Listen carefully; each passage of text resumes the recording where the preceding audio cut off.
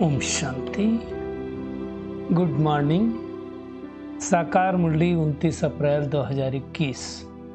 बाबा का मीठा मीठा लेटर मीठे मीठे बच्चों के मीठे मंथन के लिए। मंथन शुरू करने से पहले सतगुरु बाप दादा का वरदानी हाथ अपने सिर के ऊपर महसूस करते हैं और उनकी शांति भरी किरणों के नीचे बैठ जाते हैं। महसूस करें, मैं शांत स्वरूप आत्मा हूं, शांति के सागर की संतान हूं। आज बाबा ने कहा, मीठे बच्चे पावन बनो तो रूहानी सेवा के लायक बनेंगे, नहीं तो रूहानी सेवा के लायक नहीं होंगे ना। रूहानी मतलब आत्माओं की सेवा करनी ना हमको। तो आत्मा जितनी शुद्ध होगी, जितनी पवित्र होगी, उतनी सेवा कर पाएगी। बाबा कहते हैं, देही अभिमानी बच्चे रूहानी यात्रा पर रहेंगे और दूसरों को भी यही यात्रा कराएंगे। रूहानी यात्रा क्या है? आत्मा की यात्रा, शरीर की यात्रा नहीं। मन बुद्धि से यात्रा करना, मन बुद्धि से सूक्ष्मतन जाना, मन बुद्धि से परम धाम जाना, मन बुद्धि से सतयुग में जाना, इसको कहा जाता है रूहानी यात्रा। और जब कोई सशरीर जाता है कहीं पे तीर्थ यात्रा पर, तो उसको कहा जाता है जिस्मानी यात्रा। आज का प्रश्न है, संगम पर तुम बच्चे जो कमाई करते हो, यही सच्ची कमाई है कैसे? बाबा कहते हैं, अभी की जो कमाई है वो 21 जन्म तक चलती है। 1-2 जन्म की बात नहीं है। सतयुग के 8 जन्म, त्रेता के 12 जन्म। बाबा फिर कहते हैं, इसका कभी भी देवाला नहीं निकलता। देवाला नहीं निकलता मतलब ऐसा नहीं होता है कि कंगाल हो जाए, बीच में चले जाए ना। बाबा कहते हैं, ज्ञान सुनना और सुनाना, याद करना और कराना, यही है सच्ची सच्ची कमाई। अंडरलाइन कर लें, बाबा का ज्ञान सुनना है, दूसरों को सुनाना है। बाबा को याद करना है, दूसरों को याद कराना है। यही है सच्ची सच्ची कमाई, जो सच्चा बाप हमें सिखलाता है। ऐसी कमाई सारे कल्प में कोई भी नहीं कर सकता है ना। 21 जन्मों की कमाई कब किस जन्म में होगी? इसी समय हो सकती, बाकी कभी नहीं। आज का गीत है, हमें उन राहों पर चलना है। दुनिया में गीत है जहां गिरना और संभलना है। अब हमें गिरना नहीं है, संभल करके उठते ही जाना है। बाबा कहते हैं, भक्ति मार्ग में तो बच्चों ने कितनी ठोकरें खाई हैं। बहुत भावना से यात्रा करने जाते हैं, रामायण आदि सुनते हैं, प्रेम से कहानियां सुनते हैं, और ऐसी कहानियां सुनते हैं कि रोना भी आता है। जैसे देखो, सीन है रामायण का, सीता को रावण उठा ले गया, तो रावण विलाप करते हुए जा रही थी। जो लोग देखते हैं वो भी क्या करते हैं? विलाप करते हैं, उनके साथ रोते हैं। बाबा कहते हैं, ये सब हैं दंत कथाएं, जिससे फायदा कुछ भी नहीं। पुकारते भी हैं कि हे पतित पावन आओ, आकर हम दुखी आत्माओं को सुखी बनाओ,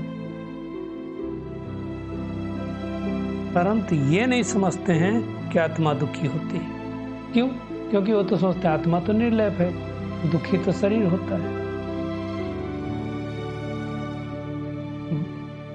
वो समझते हैं कि आत्मा दुख सुख से न्यारी है। ये क्यों ऐसा समझते हैं? बाबा कहते, क्योंकि परमात्मा को भी क्या सोचते हैं? दुख सुख से न्यारा है। तो बाबा कहते हैं, तो बच्चे फिर सुख से दुख में कैसे आएंगे? अगर परमात्मा सुख दुख से न्यारा है तो बच्चों के लिए भी ऐसे सोचते हैं। अब बाबा ने इन बातों को अच्छी तरह से समझाया है। बाबा कहते हैं, लेकिन ज्ञान मार्ग में भी ग्रहचारी बैठती, कभी बड़े प्रफुल्लित होते, कभी मुरझाया हुए चेहरा रहता है। क्यों? माया है ना, माया मुरझा देती। तो फिर क्या होता है? बेहोश हो जाते हैं। तो बेहोश होते हैं तो क्या दिखाया गया रामायण में? संजीवनी बूटी लाए और लक्ष्मण को सुंघाया। हनुमान जी लेकर के यहाँ बूटी क्या देते हैं बाबा? मन मना भव की बूटी, मन ही मन मुझे याद करो, बाबा कहते हैं। बस बाबा कहते हैं भक्ति मार्ग में बहुत चहटा है। चहचटा मतलब बहुत दिखावा है। देवताओं की मूर्तियों को कितना श्रृंगारते हैं, कितना जेवर से पहनाते हैं, खिलाते हैं, पिलाते हैं। बाबा कहते हैं क्यों? क्योंकि तुम सतयुग में, त्रेता युग में चैतन्य देवताएं हीरो जवाहरों से सजे रहते हो। अच्छा, वहीं नहीं सजे रहते, फिर जब हम पुजारी बनते तो भी देव जेवरों से सजे रहते। अभी कुछ नहीं है। बाबा कहते हैं अभी तो बहुत साधारण हो, अब नो जेवर बिल्कुल साधारण। बाबा कहते हैं मैं भी साधारण तन में आता हूँ, पतित दुनिया में आता हूँ, सबको पावन बनाने की शिक्षा देता हूँ।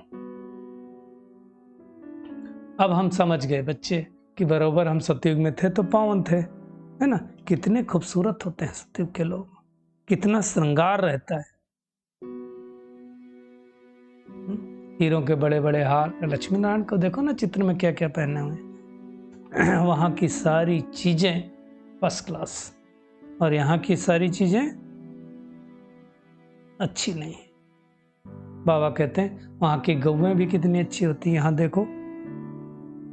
तो वहां और यहां में कितना फर्क है। ये सब बातें बाबा ही आकर के हम बच्चों को समझाते हैं। बाबा कहते हैं वहां का गोबर भी बहुत अच्छा होता है गायों का। क्यों गोबर चाहिए? खाद चाहिए ना। यहाँ तो खाद में भी कुछ दम नहीं है। खाद अच्छी डालेंगे तो अनाज पैदा होगा ना। वहाँ सारी चीजें बाबा कहते हैं ताकत वाली होती है। बहुत बाबा के बच्चियाँ जो दीदियाँ या दादियाँ जो पहले जाती थी सूक्ष्मतन में साक्षात्कार करने, तो वहाँ बाबा कहते हैं वहाँ के सूबी रस पीती थी, वहाँ के फल खाती थी, बहुत अच्छे मीठे फल। वैसे तो यहाँ मिल नहीं सकते था। वो साक्षात्कार ही, सच में नहीं कोई खाते थे, लेकिन वो महसूसता होती थी। दुनिया वाले सोचते हैं बैकुंठ कहीं ऊपर है, देवी देवताएं वहां रहते हैं। बाबा कहते हैं नहीं, जो साक्षात्कार किया वो इस धरती पर फिर से होने वाला है ना। बाबा कहते हैं दुनिया में अभी कलयुग में भी देखो, जयपुर में कितने अच्छे अच्छे महल, फिर उनकी टिकट भी रखते हैं। ये कलयुग है ना, ये है ही पतित दुनिया। लेकिन कोई अपने को पतित थोड़ी समझता, किसी को पतित कहो तो नाराज हो जाएंगे। बाबा कहते हैं यहाँ भल अमेरिका आदि में बहुत फर्स्ट क्लास महल बने हैं, लेकिन सतयुग की भेंट में कुछ नहीं है। हम किसी काम के नहीं थे, परमात्मा हमको फिर से हसीन गोरा बना रहे हैं। बाबा कहते हैं वहां महल भी फर्स्ट क्लास होंगे, गौएं भी फर्स्ट क्लास होंगी, है ना। वहां भी ग्वाले होते हैं। आज बाबा ने रहस्य बताया। ग्वाला किसको कहते हैं बाबा ने उसकी डिफिनेशन भी बताई। जो गौओं को संभालते हैं उनको ग्वाला कहा जाता है। और श्री कृष्ण थोड़ी ग्वाला होगा, वो थोड़ी ग्वालों को चराएगा, वो तो प्रिंस है सतयुग का, तो उसके यहाँ बहुत सारे ग्वाले होंगे गौओं को संभालने के लिए। बाबा कहते हैं साहूकारों के पास भी गौएं होंगी, तो गुजर संभालने वाले भी होंगे। वास्तव में गुजर नाम बाबा कहते हैं सतयुग का है, जिनको ग्वाला कहा जाता है। मतलब ये सब समझने की बातें हैं। बाबा कहते हैं अब देवी देवता तो अपने को नाम रख नहीं सकते, तो फिर क्या रख दिया? हिंदू। हिंदू धर्म किसने स्थापित किया, कब स्थापित किया, कुछ पता नहीं किसी को। वास्तव में जब भक्ति मार्ग प्रारंभ होता है ना द्वापर युग में, तब धर्म भ्रष्ट कर्म भ्रष्ट हो जाते, इसलिए अपने को हिंदू कहलाते हैं। देवता तो कह नहीं सकते। ये सब बातें बाबा समझाते हैं। बाबा कहते हैं बाबा ही हम बच्चों को वॉइसलेस बनाते हैं। ईश्वरीय मत से हम देवता बनते हैं। बाप हम ब्राह्मणों को ही आकर के देवता बनाते हैं। पहले शूद्र से ब्राह्मण बनाते हैं, फिर देवता बनाते हैं। बाबा कहते हैं लेकिन तुम बच्चों की बुद्धि में नंबरवार बैठता है ना। रावण की मत से सीढ़ी उतरते उतरते नीचे पहुंच गए, और 84 जन्मों के बाद फिर नया जन्म मिलेगा, पहला जन्म मिलेगा। इस समय ही बाबा हमको सृष्टि के आदि मध्य अंत का ज्ञान देते हैं। बाबा कहते हैं तुम्हारा जीवन कितना अमूल्य है, क्योंकि इस जीवन में ही बाबा हमको पावन बनाते हैं, रूहानी सेना के सेवा के लायक बनाते हैं। बाबा कहते हैं दुनिया वाले तो जिस्मानी सोशल वर्कर हैं, देह विमान में रहते हैं, तुम रूहानी सोशल वर्कर हो क्योंकि तुम देही अभिमानी रहते हो। तो अब मुख्य बात है बाबा को याद करो तो आत्मा के अंदर जो खाद पड़ी है वो निकल जाएगी और याद से ही हम सतो प्रधान बन जाएंगे। जितना याद करेंगे उतना पवित्र बनेंगे। तो क्यों नहीं हम याद करते हैं बाबा को, क्यों भूल जाते हैं? क्योंकि द्वापर युग से घड़ी घड़ी देह अभिमान में रहने की आदत है, तो देह ही याद आता है। सबसे ऊंचा पार्ट इसका शिव बाबा का, फिर ब्रह्मा सरस्वती का पार्ट जो स्थापना करते हैं, फिर वही पालना करते हैं, उन्हीं का रूप विष्णु का है। तो पहले शिव बाबा, फिर ब्रह्मा सरस्वती जो पुनर्जन्म में आते हैं। शंकर तो सिर्फ सूक्ष्म रूप धारण करते हैं, बाकी शंकर कोई शरीर लोन में लेते हैं आते, ऐसा नहीं होता है। शिव बाबा ही आकर के पति शरीर पति दुनिया में आके सेवा करते हैं। बाबा कहते हैं देखो शिव के साथ बाबा लगाओ तो अच्छा लगता है, शंकर बाबा शोभता ही नहीं है। तो शिव बाबा अक्षर बहुत मीठा है। ये सब अनेक प्रकार की समझानी बाबा ही हमको देता है। इन नई बातें हैं ना, भगवान डायरेक्ट जिसको सुनाए वो कितने भाग्यशाली होंगे। लेकिन ये ज्ञान हमेशा नहीं चलता है। जैसे ये दुनिया बदलेगी, हम सतयुग में जाएंगे तो सब भूल जाएंगे। बाबा कहते हैं कितनी बड़ी कमाई है, ये दुनिया वाले नहीं जानते हैं कि हम 21 जन्मों की कमाई कर रहे हैं। वो कमाई साथ नहीं जाएगी, ये कमाई साथ जाएगी। बाबा कहते हैं ये बातें तुम्हारे अलावा और कोई की बुद्धि में नहीं है। तुम्हारे में भी तो घड़ी घड़ी भूल जाते हैं। बाप और वर्षे को भूलना नहीं चाहिए, लेकिन हम भूल जाते हैं। बाबा कहते हैं बस एक ही मुख्य बात है, बाप को याद करो जिससे 21 जन्मों का वर्षा मिलता है। 21 जन्म निरोगी काया रहती है, बुढ़ापे तक अकाले मृत्यु नहीं होती है। कितनी खुशी रहना चाहिए। मुख्य है ही याद, और याद में ही तूफान आते हैं, माया विघ्न डालती है। याद में ही हम फेल होते हैं। बाबा कहते हैं तुम फेल होते हो। योग की बहुतों में कमी है, तो हमें योग की कमी नहीं करना है, योग अच्छी तरह से करना है। बाबा कहते हैं मुझे याद करो, मुझे याद करने से, मुझे जानने से तुम सब कुछ जान जाएंगे।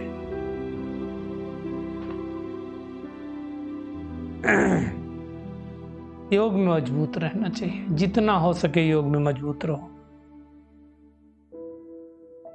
बाबा कहते तुम अमरपुरी का मालिक बनते हो, ऐसे बाप को बहुत प्यार से याद करना चाहिए। तो आज सारा दिन क्या करेंगे? एक तो रूहानी सेवा के लायक बनना, अर्थात पावन बनना है। देही अभिमानी रह करके दूसरों को देही अभिमानी बनने की यात्रा करानी है। ईश्वरीय जीवन बहुत बहुत अमूल्य है, इसलिए इसी जीवन में आत्मा और शरीर दोनों को पावन बना करके अनेक आत्माओं की सेवा करनी है। जितना हो सके इस सच्ची सच्ची कमाई में लग जाना है। निरोगी बनने के लिए याद में बहुत मजबूत बनना है। आज बाबा का खूबसूरत वरदान है, मास्टर नॉलेजफुल बन, अनजानेपन को समाप्त करने वाले ज्ञान स्वरूप योग युक्त भव। बाबा कहते मास्टर नॉलेजफुल बनने वालों में किसी भी प्रकार का अनजानपन नहीं रहता है। वो ऐसा कहकर अपने को छुड़ा नहीं सकते कि इस बात का हमें पता ही नहीं था। ज्ञान स्वरूप बच्चों में कोई भी बात का ज्ञान नहीं रह सकता, और जो योग युक्त हैं उन्हें अनुभव होता है कि जैसे कि पहले से सब कुछ जानते हैं, है ना। सब पता चल जाता है बाबा के साथ योग लगाओ। तो हमको अभी ऐसा अनजान नहीं बनना। बाबा ने तो सब कुछ मुरलियों में बता दिया, अनजान हम कैसे हो सकते हैं। बाबा कहते हैं वो ये जानते हैं कि माया की छमछम रिमझिम कम नहीं, ये माया है या ज्ञान है, वो अच्छी तरह से पहचान पाएंगे। ये ज्ञानी आत्मा है या मायावी आत्मा है, समझ पाएंगे। बाबा कहते हैं माया भी बड़ी रौनकदार है, इसलिए उससे बचकर रहना है। जो सभी रूपों से माया की नॉलेज को समझ गए उनके लिए हार खाना असंभव है। तो हम तो समझ गए ना, हम हार नहीं खा सकते। स्लोगन है, जो सदा प्रसन्न चित्त हैं वो कभी प्रश्न चित्त नहीं हो सकता है। चलिए परमात्मा किरणों के नीचे बैठ जाते हैं और महसूस करें, मैं बहुत शक्तिशाली आत्मा हूं। रूहानी यात्रा करने और कराने वाली कोटों में कोई आत्मा हूं। इस पुरुषोत्तम संगम युग पर 21 जन्मों की कमाई कर सतयुग में श्रेष्ठ पाठ बजाने वाली आत्मा हूं। सच्ची सच्ची कमाई कराना प्यारे बाबा सिखा रहे हैं, तो मुझे सच्ची कमाई करके अपने खाते को श्रेष्ठ बनाना है। आत्मा और शरीर दोनों को पावन बनाना है। ये ब्राह्मण जीवन मेरा बहुत बहुत अमूल्य जीवन है, इसलिए इसका बहुत ध्यान रखना है। मास्टर नॉलेजफुल बन करके अब अनजानपन से, अज्ञानपने से अपने आप को छुड़ाना है। माया की रिमझिम से, चकाचौंध से अपने आप को बचाना है। सदैव प्रसन्न चित्त रहना है। शुक्रिया मीठे बाप दादा, शुक्रिया आप सभी का इस मीठे मंथन के लिए। ओम शांति।